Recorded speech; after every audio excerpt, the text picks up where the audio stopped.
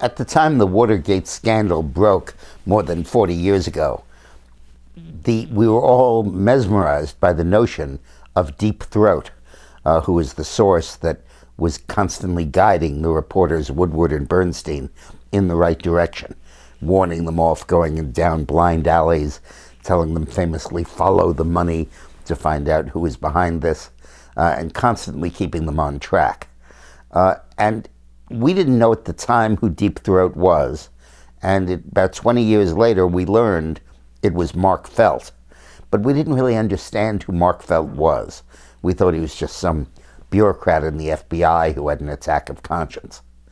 But in fact that wasn't the case. Mark Felt was essentially the head of the FBI. Hoover had been in his last days, and when he died, he was replaced by L. Patrick Gray, who was a very weak director. He was famous for coming in on Tuesday and leaving on Thursday, and had very little imprint over the Bureau. And his deputy, who really ran things, was Mark Felt. And Felt strongly disapproved of the tactics of the Nixon White House. He felt that they were Nazis. That's his word, not mine. And his whole focus was to try to stop America from being sucked down that drain by the values and actions of the Nixon administration.